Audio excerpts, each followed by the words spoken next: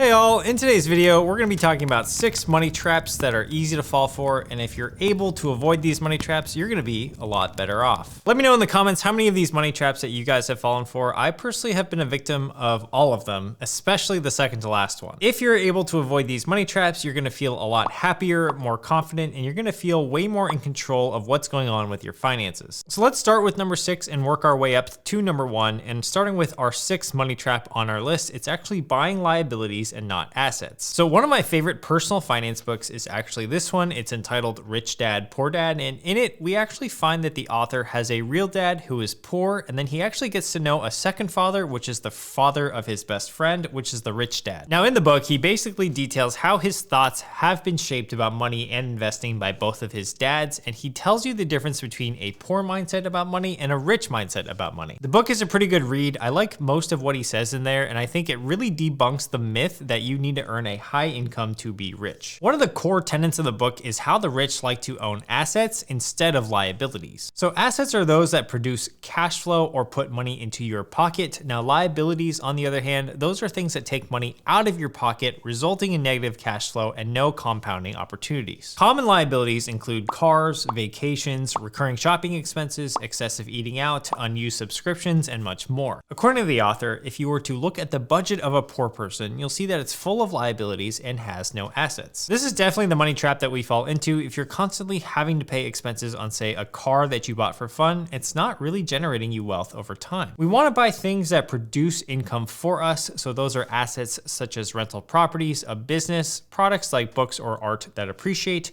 or the dividends from stock and bond investments. In the author's most controversial example in the book, he states that houses are not assets. That's because houses usually have a mortgage on them, which means that they're negative cash flowing properties. You'll pay a loan, you'll pay taxes, and you'll pay insurance costs. Now, he does say that selling a house at a profit is considered an asset at that point, but otherwise he considers homes a liability. I don't know if I completely agree with him here because in most places, the prices of homes generally do go up over time. However, I do like what he says, which is that if the appreciation doesn't make up for the negative cash flow, then the home becomes a liability. The other way to make your home an asset in his definition is to turn it into a rental property, which makes sense because then it's producing income and hopefully some appreciation, but not all of us are gonna have this luxury. The summation of this money trap is basically to buy things that produce income, put money into your pocket, and not things that take away from that. The number 5 money trap in this list is staying in credit card debt, and more specifically, paying only the minimum payment on a credit card. Every credit card company has a minimum payment that's due every single month. As long as you're paying that, your account is considered in good standing. But this is a huge trap because the interest rate on carrying a balance from a credit card is on average about 18%, and upwards of 25 to 30%. So by only paying the minimum, it could take you much longer to pay off your debt. Now in this money trap, we don't actually want to be just in good standing. We need to be better than that by being debt-free from credit card debt. CNBC actually did a really great calculation, which I wanted to share with you guys. If you take the average American's credit card debt of $6,194 and an average interest rate of 16.61%, and you only make the minimum payment of $35, it would take you, yes, 17 years and 3 months to pay off your debt. During this 17-year time, you're gonna pay $7,286 in interest, which is actually more than what you owe in total. So don't pay off just the minimum payment, try to pay off your balance in full, and you'll actually save a lot of money in the long run. All right, if you guys are liking the video so far, make sure to drop a like on the video. It really helps the channel immensely, and I really appreciate it. The number 4 money trap is falling for sales. Now, this happens to me all the time. I buy something just because there's a sale going on. In fact, most retailers know that by putting the word sale in front of something that people are going to buy it. So here's an example from my personal experience. I used to love buying designer jeans from a company called Rag & Bone. Now, they were too expensive at the time at over $200 per pair of jeans, but what would I do? I told myself I'd just wait for the sale. I thought this was good money management. After all, I was getting about 40% off on a pair of $200 jeans, and I was getting a really steep discount, or so I thought. So that's the tricky part. While getting $80 off on a pair of $200 jeans is nice, that makes the jeans effectively $120, which is pretty good, but I'm still spending $120 at the end of the day. Instead, I could have bought alternative jean brands, which were much cheaper, or simply just not buy those jeans at all because I didn't really need them in the first place. The reason I felt so tempted was because it was a sale. And guess what, guys? Sales are set by retailers. And the other thing that's set by a retailer is the price. So since they know this, they'll always set prices and sale prices in a way that's going to make them the most money. So whenever you see a sale, really question it. Like, is it really worth the money you're about to give them? The salt on the wound is that when I search for Rag & Bone in my email, we actually see a bunch of emails from them all the time.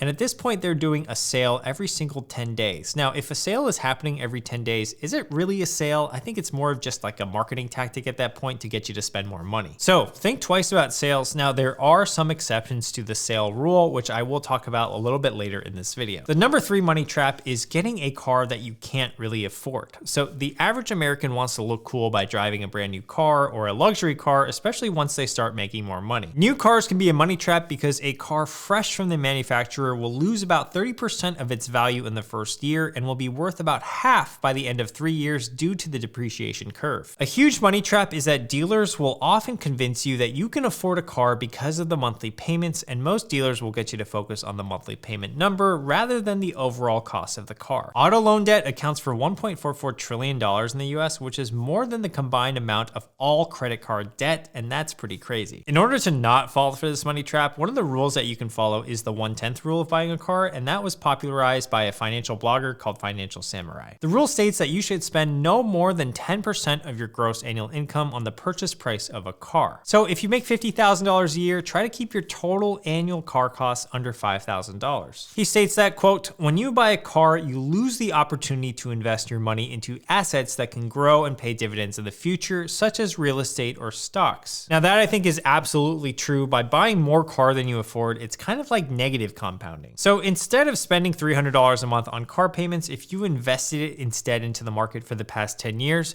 your total balance would be more than $55,000 with over $19,000 in gains. Now, this is a table from his blog where he details the income ranges and what types of cars that you should be targeting.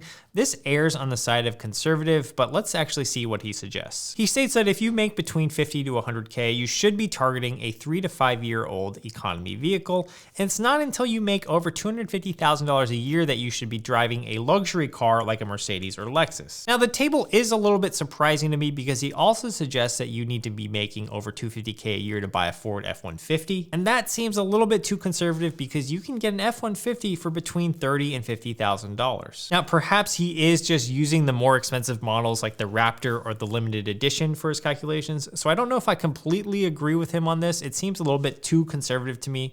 And the average American likely isn't sticking to this anyway. However, the money trap that we want to avoid is that we just want to be making sure that we're not taking on too much car debt than we can afford, because it's a money trap that we can fall into. Whether we use the 1/10 rule or any other rule to keep our money management in check, that's up to you, but basically just don't take on more than you can afford. The second money trap today is not buying in bulk. So buying in bulk is actually one of the best ways to save money and get an immediate return on your investment. In fact, it's such a good tip that Mark Cuban, billionaire investor, was interviewed by Vanity Fair and even mentioned it. Let's listen to him now. It's so hard to make a return on regular investments that you're better off when you see a sale. So for instance, if hopefully we're all using toothpaste every day, right? A couple of times a day. And we're going to go through toothpaste every month, whatever it may be. You're better off buying 2 years worth of toothpaste when it's on 50% discount. That's an immediate return on your money. Any of your reusables, consumables that you have to have, when they're on a huge sale on Amazon, buy them, because chances are their prices are going to go up. But that's a real savings that you get to put in your pocket. Now, I know that earlier one of our money traps was to avoid buying things on sale, but I think in this case, since you are buying things in bulk that you are going to need and that you're going to have to buy anyways, the idea is that if you can get a steep discount of say 50% on those things, that's like getting an immediate 50% return on your money, which would be hard to do in the stock market. The worst money trap is to continually buy things that you need at retail prices and at high prices. So stop going to those fancy grocery stores to buy your consumables, but rather go to buy in bulk stores like Sam's Club, Costco, or check Walmart or Amazon for the best deals when it comes to buying necessities. All right, and our number one money trap today is paying for status, or basically paying for designer goods. This is one of the things that many people get wrapped up in. Would you rather look like $1 million or actually have the $1 million? So the money trap here is that you're buying things that signal your wealth, because then it becomes more about showing off instead of spending your money wisely. For example, most people that buy designer clothes, bags, or Rolexes are buying it for status reasons. It represents to outsiders that you're successful